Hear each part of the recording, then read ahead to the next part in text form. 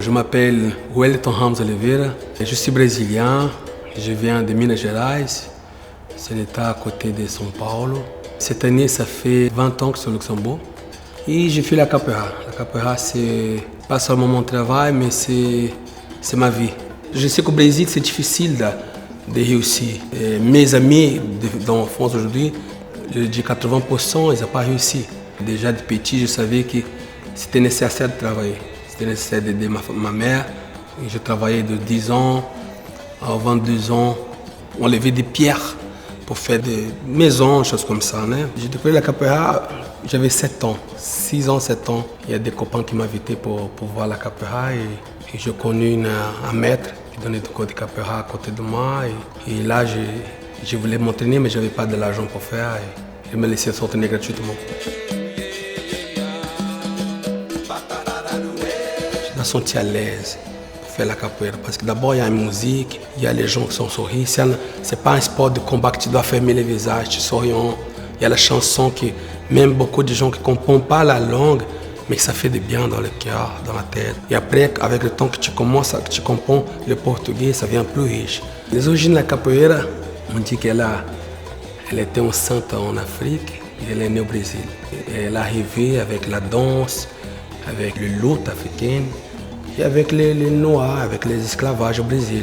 Ils arrivaient au Brésil, ils étaient obligés de travailler, mais à la fin de la journée, ils ne savaient pas quoi faire. Mais il manquait les costumes, la danse, la musicalité, les choses qu'ils avaient là-bas. Elle est née aussi pour une façon de se défendre des patrons, des chefs. J'ai reçu une invitation pour venir au Luxembourg pour le premier événement de capoeira. Et après, j'arrivais, c'était en 1999. Tu as peur parce que tu comprends la langue, tu comprends pas la langue, tu comprends pas les gens. C'est tout différent. Tu es dépendant de tout le monde. Pour manger, pour parler, tu as besoin des gens pour faire ça pour toi. Ma famille était au Brésil, mais j'avais ma mère à cette époque. Bien sûr que je voulais retourner, mais j'ai dit, écoute, mais si je veux retourner là-bas, je sais que je ne vais jamais arriver à faire quelque chose pour moi, mais surtout pour ma famille. Et après, j'étais invité pour travailler avec l'ASTM, que c'était une opportunité de travailler. C'était la première école, c'est le projet qu'on fait chaque année. Avec la capoeira, on a un travail vraiment professionnel au Luxembourg. Aujourd'hui, il y a 600 personnes qui font la capoeira. Tout le monde connaît la capoeira. Donc les gens viennent pour la musique, l'autre vient parce qu'il travaille beaucoup, il a besoin de stresser avec les gens. La capoeira, il y a la musique, il y a le chant, il y a le sport de combat aussi. Et les gens, ils viennent pour tout. Et l'autre qui vient parce qu'il veut apprendre à frapper fort. Et l'autre vient pour la musicalité. Les enfants, l'entraînement, c'est complètement différent. Ils s'amusent, ils jouent avec l'autre. C'est un travail d'intégration principal. Le valeur, que tu sois à l'aise, que tu as le respect pour l'autre, que tu arrives à intégrer avec les autres, que l'autre n'arrive pas à faire les choses bien comme toi. Mais c'est très important que tu peux aider lui, surtout soutenir lui.